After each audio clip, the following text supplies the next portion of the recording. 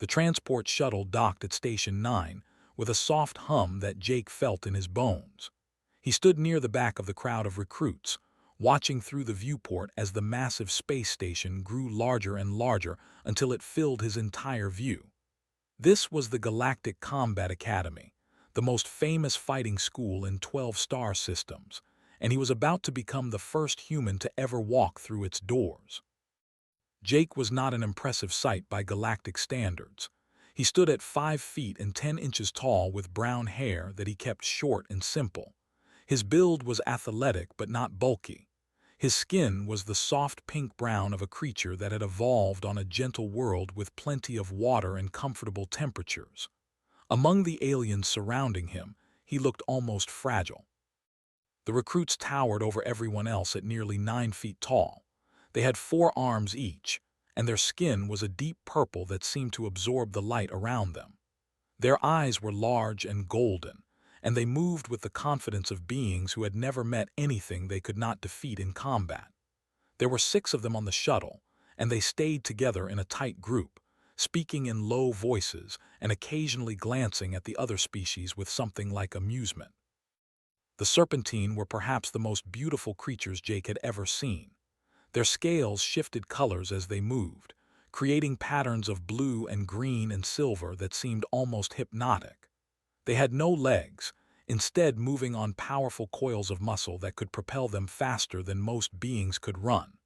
Their arms were slender but strong, and their faces held an ancient wisdom that made Jake feel very young and very small. Then there were the beings with hard shells and multiple eyes that clicked and buzzed as they communicated. The massive creatures covered in thick gray hide that looked like living stone. The quick and fox-like with reflexes that bordered on precognition, and a dozen other species that Jake had only read about in briefing documents during his journey here. He had studied hard for this opportunity. Earth had only made contact with galactic civilization 15 years ago, and humans were still considered newcomers to the greater community of intelligent life. When the invitation came for Earth to send a candidate to the Combat Academy, the selection process had been intense. Thousands of humans had applied. Jake had been chosen not because he was the strongest or the fastest, but because the selection committee had seen something in him that they could not quite name: an adaptability, a willingness to learn, a quiet determination that did not break under pressure. Now, standing among aliens who could break him in half without effort, Jake wondered if the committee had made a terrible mistake.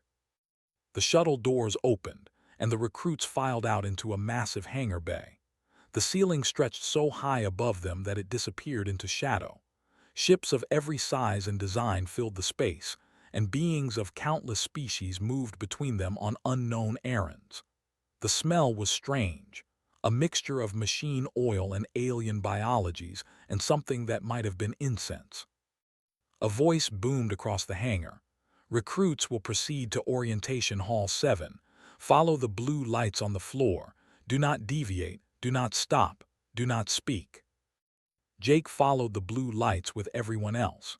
He noticed that they had positioned themselves at the front of the group, their 4 arms swinging with casual grace. The slithered smoothly beside them. The other species sorted themselves into what Jake assumed was some kind of hierarchy based on perceived strength or status. He stayed near the back and watched everything. The orientation hall was enormous. Rows of seats curved around a central stage, and the seats themselves adjusted automatically to accommodate different body types. When Jake sat down, his chair shifted to support his human form perfectly. He wondered how much technology was packed into something so simple. The hall filled quickly. Jake counted 47 other recruits before he lost track, 19 different species if his identification skills were accurate. Some he recognized from his studies. Others were completely new to him. A massive figure appeared on the central stage. Jake felt his breath catch in his throat. The being was 7 feet tall and covered in blue-black chitin that looked harder than steel. 6 limbs extended from its torso, each ending in digits that looked sharp enough to cut through metal. Its head was angular and fierce, with multiple eyes that seemed to see everything at once. This was one of the most feared warrior species in the known galaxy. They had never lost a battle in recorded history. They had conquered entire star systems before most species had invented fire. "I am Instructor," the being announced. Its voice was deep and resonant, filling the hall without any apparent effort. "I have trained warriors at this academy for over 200 years. I have seen species rise to greatness. I have seen species fall to extinction. I have learned every combat form known to galactic civilization, and I have invented 17 more." The recruits were absolutely silent. "You are here because your species believes you are exceptional," continued. "Your governments have selected you as the finest warriors your worlds can produce. You believe you are skilled. You believe you are prepared. You believe you are ready for what awaits you here." His multiple eyes swept across the assembled recruits. "You are wrong." Jake felt a chill run down his spine. "In this academy, you will learn that everything you know is incomplete. Every technique you have mastered is flawed. Every assumption you hold about combat is false. You will be broken down to nothing. You will be rebuilt from the ground up. And if you are worthy, if you survive, if you prove that you have what it takes, you will leave here as true warriors." Began a pace across the stage, his 6 limbs moving in perfect coordination. "Some of you will not survive the training. This is expected. This is acceptable. Excellence demands sacrifice, and the galaxy has no use for warriors who cannot endure sacrifice. If you are not prepared to risk everything, leave now. No one will think less of you. This path is not meant for everyone." No one moved. "Good," said. "Perhaps you have some courage after all." He stopped packing and faced the recruits directly. "Tomorrow, your training begins. You will be pushed beyond your limits. You will face challenges that seem impossible. You will want to quit. You will want to give up. You will want to return to your soft homes on your soft worlds and forget that you ever came here." His eyes seemed to find Jake in the crowd. "But if you stay, if you fight, if you refuse to break no matter what we throw at you, then you will become something more than you ever imagined possible. You will become graduates of the Galactic Combat Academy, and the galaxy will know your name." The orientation ended, and the recruits were assigned to their quarters. Jake found his room, a small but comfortable space with a bed designed for human proportions and a window that looked out at the stars. He sat on the bed and stared at the infinite darkness beyond the glass. He was afraid. He would have been a fool not to be afraid. But he was also excited. This was the opportunity of a lifetime. This was a chance to prove that humans belonged among the stars, and he was not going to waste it. Jake lay down and closed his eyes. Tomorrow would be the hardest day of his life. He could not wait. 3 weeks passed at the Galactic Combat Academy, and Jake discovered something surprising about himself. He could endure. The training was brutal beyond anything he had imagined. Every day began before the station's artificial dawn and continued long after the lights dimmed to simulate night. The recruits ran obstacle courses that seemed designed by sadists. They practiced combat forms until their muscles screamed for mercy. They studied alien physiologies and fighting styles until their minds felt ready to crack. Many recruits broke under the pressure.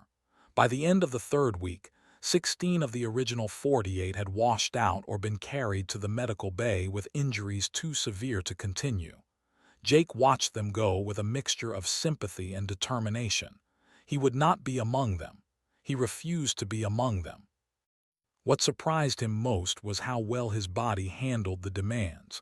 The larger species, the were stronger than him by far. They could lift weights that would crush a human flat.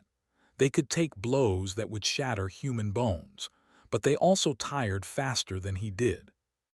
After 6 hours of continuous training, the mighty of the would be breathing hard and asking for rest. After 8 hours, even the proud would slow down and lose their perfect form. but Jake could push for 10 hours, 12 hours, sometimes even more. The instructors called it persistence hunting adaptation. They explained that humans had evolved on a world where they survived not by being the strongest or the fastest, but by simply never stopping. Human ancestors had chased prey across vast distances until the prey collapsed from exhaustion. This ability to endure had been written into human biology at the deepest level. Jake used this advantage whenever he could. He trained longer than anyone else. He practiced more repetitions. He pushed himself further. And slowly, gradually, he began to earn respect from species that had dismissed him as soft and fragile.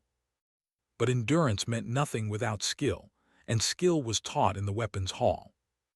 The weapons hall was the largest chamber Jake had ever seen.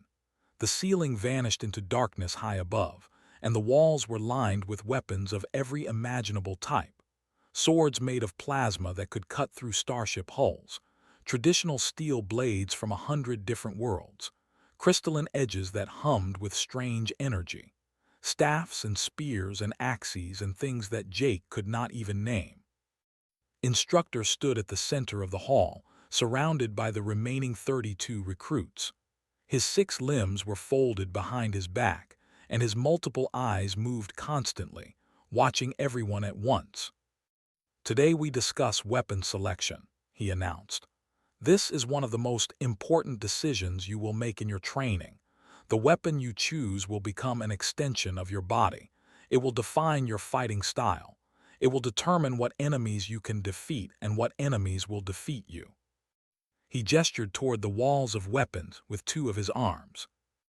"Each species has natural advantages and limitations. Your physiology determines what weapons will work best for you. This is not a matter of personal preference or romantic notions about what looks impressive. It is pure science. Your evolution decides what you can and cannot wield effectively." Pointed at one of the recruits, a warrior named who had made no secret of his contempt for what he called lesser species. "Come forward and demonstrate." The 4-armed alien stepped into the center of the hall with obvious pride. He moved to the weapon racks and selected 4 curved swords, one for each of his hands. Then he began a combat form that made Jake hold his breath. All 4 arms moved in perfect harmony, each sword tracing deadly arcs through the air. The blades wove patterns so complex that Jake could barely follow them with his eyes. Spun and struck and defended and attacked, all at the same time, creating a wall of steel that seemed completely impenetrable. "They have independent neural processing for each limb," explained while continued his demonstration. "Each arm is controlled by a semi-autonomous portion of the brain. They can wield 4 weapons with full effectiveness because their minds can truly focus on 4 things at once. This is a biological advantage unique to their species." Finished his demonstration and stepped back with a satisfied expression on his purple face. His golden eyes found Jake in the crowd, and his contempt was obvious. "Now," continued, "some of you may have wondered about dual wielding, using 2 weapons at the same time. Perhaps you have seen stories or entertainments that show warriors fighting with a blade in each hand, defeating enemies through the sheer impressiveness of their technique." The instructor made a sound that Jake had learned was the equivalent of dismissive laughter. His mandibles clicked rapidly. "This is fantasy, romantic nonsense. No species in the known galaxy can truly dual-wield with combat effectiveness." A murmur rippled through the recruits. "The do not count," clarified. "Their 4 limbs operate on paired neural pathways. They wield 2 sets of 2 weapons, not 4 individual weapons. This is a crucial distinction. True dual wielding would require 2 completely independent limbs controlling 2 weapons with equal precision, equal power, and equal combat awareness." He shook his massive head. "This is impossible. The brain cannot divide its combat focus effectively between 2 limbs. One hand always becomes dominant, the other becomes weak. The dominant hand will compensate for the weak hand, creating predictable patterns that any trained opponent will exploit. I have studied every species that has come through this academy for over 200 years. I have watched countless recruits attempt dual-wielding. Every single one has failed. Jake stared at the instructor. Then he stared at the rack of paired training swords on the far wall. Something stirred in his memory. His grandfather's farm in Montana, back on Earth. The old man standing in the barn with two hay hooks in his weathered hands, spinning them in patterns that seemed to come from another world.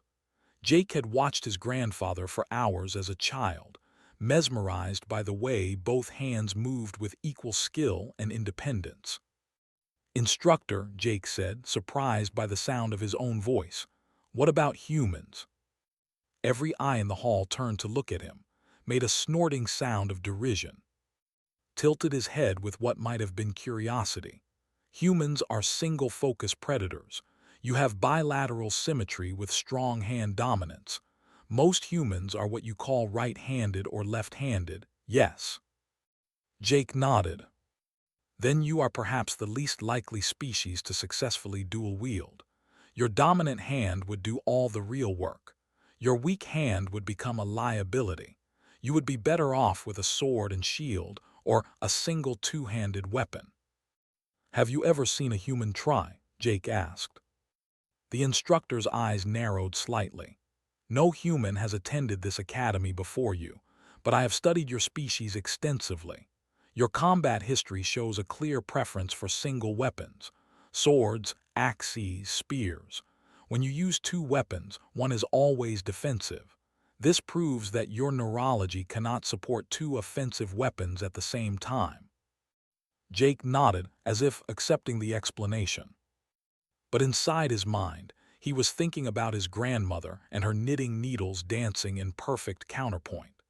He was thinking about his father, the drummer who could make all four limbs do completely different things at the same time. He was thinking about every human who had ever learned to type, to play piano, to juggle. Was wrong about humans. And Jake was going to prove it. Jake followed the instructor's guidance in public. He selected a single sword as his primary weapon, a blade of traditional steel from one of the inner worlds that felt perfectly balanced in his right hand. He trained with it every day, learning the fighting forms that had developed over 2 centuries of teaching. He practiced until his arm ached and his hand cramped, and his mind could think of nothing but angles and distances and timing. He improved quickly. The instructors noticed. Even, who still looked at Jake with contempt, had to admit that the human was developing real skill with his chosen weapon. But what happened in public was only half of Jake's training. In private, during the rest hours when other recruits slept, Jake worked on something else entirely. He had fashioned 2 weighted rods from maintenance supplies he found in a storage room. Each rod was the same length and weight as a training sword. Each night, alone in his quarters with the door locked, he practiced with both of them at the same time. It was the most frustrating thing he had ever attempted. Was right that human neurology did not naturally support this kind of movement. Jake's left hand wanted to mirror his right hand. When he tried to make them do different things, his brain seemed to rebel against the command. He would start a pattern with good intentions, and within seconds, both hands would be moving in the same rhythm. He failed hundreds of times, thousands of times. Some nights he threw the rods against the wall in frustration and lay on his bed, staring at the ceiling, wondering if he was wasting his time on an impossible dream. But Jake had done his research during the journey to the academy. He had studied human neural plasticity, the ability of the human brain to rewire itself through practice and repetition. Scientists on Earth had proven that the brain was not fixed. It could change. It could adapt. It could develop new pathways and new abilities that biology had never intended. Humans had been doing this for thousands of years, without even realizing it. Musicians trained their hands to work independently. Drummers made 4 limbs do 4 different things at the same time. Typists learned to press keys without thinking about which finger went where.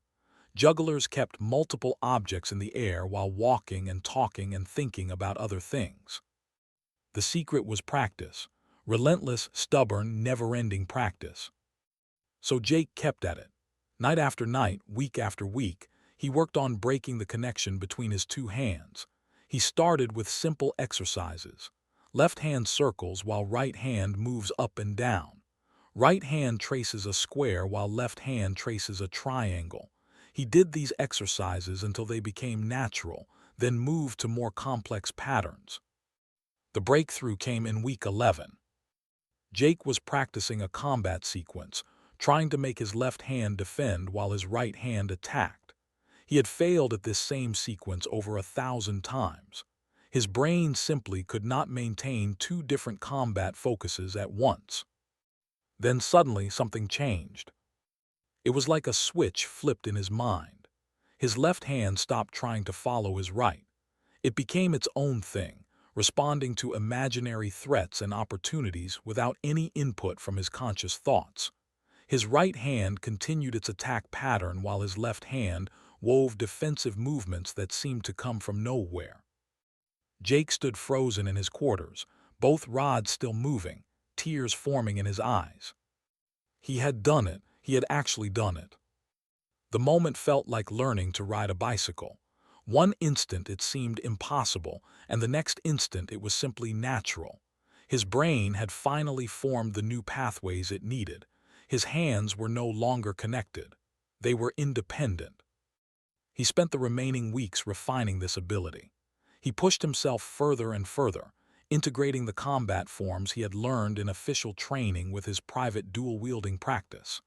He developed combinations that used both hands for attack, both hands for defense, or any mixture between. He created patterns that shifted and evolved in ways that would be impossible to predict. The final evaluation approached. Every recruit knew what it meant. They would face each other in elimination bouts, fighting until one combatant submitted or was too injured to continue. The instructors would watch and judge. Those who performed well would graduate as full warriors of the academy. Those who did not would be sent home. Their dreams of glory ended. Jake checked the bout assignments and felt his stomach drop. His opponent would be the four-armed who had demonstrated dual-wielding on the first day. The warrior who had spent the entire training program looking at Jake like he was an insect that had wandered into a room full of giants. The alien who had told Jake more than once that humans did not belong at the academy and never would. "You should forfeit," told him the night before the bout. They stood in the dining hall, surrounded by other recruits who had stopped eating to watch the confrontation. Loomed over Jake, his four arms crossed, his golden eyes gleaming with anticipation. "I will try not to kill you," continued. "But in the heat of combat, accidents happen. You cannot hope to match 4 blades with your single sword. The mathematics are simple. I have 4 limbs. You have 2, I win." Jake looked up at the massive alien. He could feel the fear in his gut, cold and heavy. Was not wrong about the mathematics. 4 arms against 2 was an enormous disadvantage. In a fair fight, Jake would lose. But Jake was not planning on fighting fair. "I appreciate the concern," Jake said. "I will take my chances." His eyes narrowed. The other in the hall made sounds of amusement. The great human warrior, too stupid to know when he was beaten. They would enjoy watching him get carved apart tomorrow. "Foolish," said, "but it is your choice. Do not expect mercy when you are bleeding on the arena floor." He turned and walked away, his 4 arms swinging with predatory grace. Jake watched him go. His heart was pounding. His hands were sweating. Every instinct told him to take advice and forfeit the bout before it was too late. But Jake had not come to the Galactic Combat Academy to play it safe. He had not traveled across the stars to prove that humans knew how to quit. He had come here to show the galaxy what humanity was capable of. Tomorrow, he would do exactly that. He returned to his quarters and locked the door. He picked up his weighted rods and began to practice. Left hand attacks while right hand defends. Right hand feints while left hand strikes, both hands moving in perfect independence, weaving patterns that no opponent had ever faced before. Jake practiced until his arms burned and his eyes blurred with exhaustion. Then he set down the rods and lay on his bed and stared at the stars through his window. Tomorrow would change everything. He was ready. The combat arena was filled with more beings than Jake had ever seen in one place. Every instructor at the academy had come to watch the final evaluations. Every remaining recruit sat in the observation seats. Visiting dignitaries from a dozen different worlds had arrived on special transport ships to witness the showcase of galactic martial excellence. Jake stood at the edge of the fighting circle and tried to control his breathing.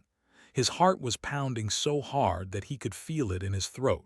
His hands were slick with sweat. Across the arena was warming up, all four of his arms moving through combat forms with casual grace. They held four curved swords. The blades caught the arena lights and threw reflections across the walls. Moved like a creature born for violence, every motion smooth and deadly and perfectly controlled. The spectators watched him with obvious admiration. Then they looked at Jake, standing alone with a single training sword in his right hand. His left hand hung empty at his side. The murmurs in the crowd were not kind. Jake heard fragments of conversation in a dozen different languages, but the meaning was clear enough. The human was about to be destroyed. The human should have forfeited. The human was either very brave or very stupid, and most of the spectators seemed to think it was the second option. Instructor walked to the center of the arena. His 6 limbs moved with ancient authority, and silence fell over the crowd. "This bout is to submission or incapacitation," he announced. His voice filled the arena without effort. "Lethal force is discouraged but permitted if no alternative presents itself. Combatants acknowledge." "Acknowledged," said. His voice was thick with confidence. "Acknowledged," Jake said. His voice was quieter, but it did not shake. "Begin." Attacked immediately. They closed the distance between them in 3 massive strides, his 4 swords already moving. Jake had never seen anything so fast. 4 blades came at him from 4 different angles, a wall of steel that seemed impossible to survive. Jake retreated. His single sword moved desperately, deflecting and parrying and barely keeping ahead of the assault. He gave ground with every exchange, backing toward the edge of the fighting circle. The crowd made sounds of anticipation. They were waiting for the killing blow. "Give up, soft creature," hissed. His golden eyes burned with predatory joy. "There is no shame in admitting that your species does not belong here."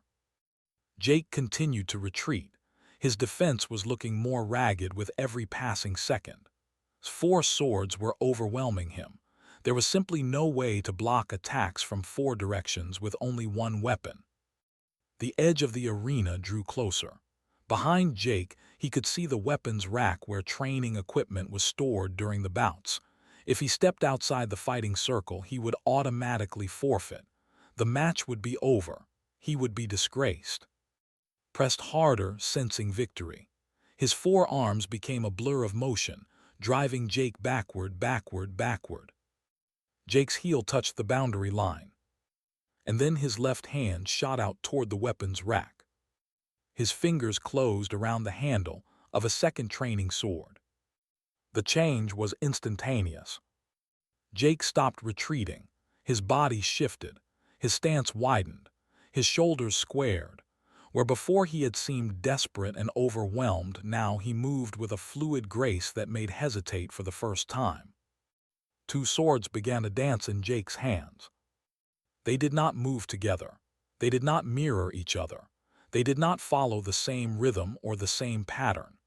Each blade moved with complete independence, as if controlled by 2 different minds that happened to share the same body. The left sword created openings while the right sword exploited them. The right sword defended against high attacks while the left sword countered low. They wove patterns that shifted and evolved and never repeated, patterns that no four-armed opponent could predict because they were not following any pattern at all. Jake advanced. His golden eyes widened. For the first time since the bout began, the took a step backward. His four swords, which had always been his greatest advantage, suddenly seemed to slow down. They were paired, trained to work in sets of two. Against an opponent who was truly unpredictable, those paired patterns became weaknesses. Impossible, snarled. He launched a counterattack, all four arms striking at once. Jake flowed around the assault like water around a stone. His left sword caught two of his blades and guided them aside. His right sword slipped through the opening and scored a hit against his chest. The crowd gasped. First blood belonged to the human. Roared with rage and attacked again. His four arms moved faster than ever, faster than should have been possible, a storm of steel that should have torn Jake apart. But Jake was not where the swords expected him to be. He ducked under one blade, deflected another with his right sword, blocked a third with his left, and let the fourth pass harmlessly over his head. Then he counterattacked with both weapons, driving backward for the first time in the fight. Though was on the defensive now. His four arms could not keep up with the unpredictable assault. Every time he blocked one of Jake's swords, the other was already striking somewhere else. Every time he tried to attack, Jake's independent blades were ready to punish him. Jake felt something he had never felt before. He was in a perfect state of flow, his conscious mind stepping back as years of secret practice took control. His body knew what to do. His hands knew where to go. He did not have to think. He only had to let it happen. The end came quickly. Jake's left blade hooked one of swords and pulled it wide, leaving an opening on this right side. Before could recover, Jake's right sword was already there, the edge pressing against the alien's throat. Time seemed to stop. The arena was silent. Every spectator, every instructor, every dignitary stared at the scene before them with disbelief written on their faces. A human, a soft, fragile human from a gentle world, standing over a four-armed warrior with a blade at his throat. "Yield," Jake said softly. His four arms slowly lowered. The curved swords dropped from his fingers and clattered on the arena floor. His golden eyes held something Jake had never seen in them before: shock, disbelief, and beneath it all the first faint glimmer of respect. "I yield," said. Jake stepped back and lowered both swords. The silence stretched for a long moment. Then Instructor rose from his seat, all six limbs unfolding as he approached the fighting circle. His multiple eyes were fixed on Jake with an intensity that made the human want to take a step backward. But Jake held his ground. He had earned the right to stand here. He was not going to retreat now. Instructor stopped at the edge of the arena. His multiple eyes studied Jake with an intensity that seemed to pierce through flesh and bone and look directly at something deeper. The ancient had trained warriors for over 200 years. He had seen empires rise and fall. He had watched species climb to greatness and crumble to extinction. Very little surprised him anymore. But today he was surprised. "Explain," he commanded. Jake took a deep breath. He was still holding both training swords. His arms ached from the exertion of the fight, and his heart was still pounding, but his mind was clear. He had been preparing for this moment since the day made his claim about dual-wielding. "You were right about human neurology, Instructor," Jake began. "We are not built to dual-wield. Our brains favor dominant hand processing. One hand wants to lead and the other hand wants to follow. This is how we evolved. This is our biology." And yet, gestured at the scene before him, still stood where he had yielded, his four arms hanging limp at his sides. The curved swords lay scattered on the floor around him. The entire arena watched in stunned silence. "And yet humans are also the most plastic species we know of," Jake continued. "Our brains are not fixed. They are not static. They can change. They can rewire themselves through practice and repetition. We can develop new neural pathways that our biology never intended. He held up both swords. On Earth, we have musicians who train for years until they can make their hands work completely independently. We have drummers who control 4 limbs doing 4 different things at the same time. We have jugglers who keep multiple objects in the air while walking and talking and thinking about other problems. Our brains learn. Our brains adapt. Our brains become whatever we need them to become. Was silent for a long moment. His 6 limbs folded behind his back, and his mandibles clicked softly in thought. I have taught at this academy for over 200 years, he finally said. In all that time, I have never been proven wrong about a species and its capabilities. I believe that such things were determined by evolution, fixed, unchangeable, written into biology with the permanence of stone. He paused and looked at Jake with something that might have been respect. It seems I was mistaken. The instructor turned to address the assembled crowd. Every eye in the arena was fixed on him. The visiting dignitaries leaned forward in their seats. The other recruits stared with expressions of shock and wonder. Today I have learned something valuable, announced. His voice carried across the arena with ancient authority. I made a claim based on 2 centuries of observation and study. I stated as absolute fact that no species could truly dual-wield with combat effectiveness. I was confident in this claim. I was certain of it. He gestured toward Jake. And then a human, a member of a species I had dismissed as soft and unremarkable, proved me wrong within months of arriving at this academy. He did not argue with me. He did not complain. He simply trained until he could do what I said was impossible. The instructor walked to where stood. The flinched slightly, as if expecting punishment. You fought well, your technique was excellent, but you lost to a superior warrior today. There is no shame in this. Learn from it. Bowed his head in acknowledgement. Turned back to the crowd. This is the true purpose of the Galactic Combat Academy. Not merely to train warriors in techniques that we already know, but to push the boundaries of what we believe is possible, to discover new paths, to evolve beyond the limits of our assumptions. His multiple eyes found Jake once again. You have passed your evaluation, human. More than that, you have demonstrated something that I suspect will change combat training throughout the galaxy. Other species may not possess your neural plasticity. They may not be able to rewire their brains the way you can, but they will study your techniques. They will find their own adaptations. You have opened a door that cannot be closed. Jake bowed his head. He did not trust himself to speak. The weight of the moment was almost too much to bear. In the observation seats, Eth stared at the human with new eyes. He had dismissed Jake on the first day as a soft creature from a gentle world. He had been certain that the human would wash out within weeks. Instead, Jake had just defeated a 4-armed warrior in single combat. Everything Eth thought he knew about strength and weakness needed to be reconsidered. The evaluations continued. Other bouts were fought. Other recruits won or lost or were carried to the medical bay. But the real event of the day was already over. Everyone knew it. The story of the human who had proven the great wrong would spread across the galaxy within days. After the final bout concluded, Jake walked toward the exit of the arena. He was exhausted beyond words. His arms felt like they were made of lead. His mind was foggy with fatigue. All he wanted was to collapse on his bed and sleep for a week. Eth fell into step beside him. You are full of surprises, human, the said. His voice was like grinding stones, but there was warmth in it now. Jake managed a tired smile. We usually are.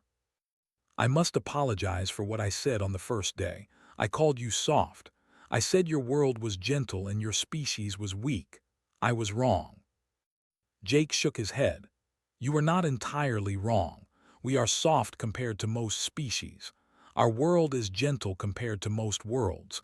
We are not the strongest or the fastest or the toughest beings in the galaxy. Then how did you do what you did today? Jake stopped walking and turned to face the massive alien. Even exhausted, he could see the genuine curiosity in Ev's eyes. Humans are generalists, Jake explained. We did not evolve to do any one thing perfectly. We evolved to learn, to adapt, to overcome. When we face a problem we cannot solve, we change ourselves until we can solve it. We rebuild our own minds. We push past our own limits. That is our specialty. Eth considered this for a long moment. This is a terrifying advantage, he finally said. Jake smiled. It is. Want me to teach you the basics of dual wielding? The made his grinding stone laugh. I have only 2 arms. So do I, Jake replied. It is not about how many limbs you have. It is about what you are willing to do with them.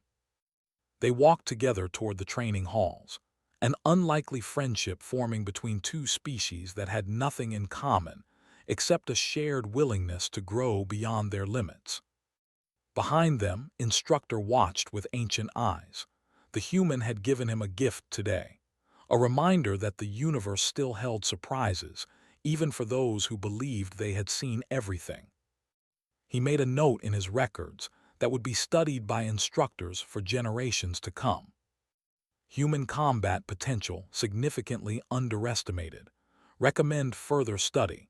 Advise all instructors to never assume limitations with this species. The galaxy had only seen the beginning of what humanity could do. And Jake had shown them the way.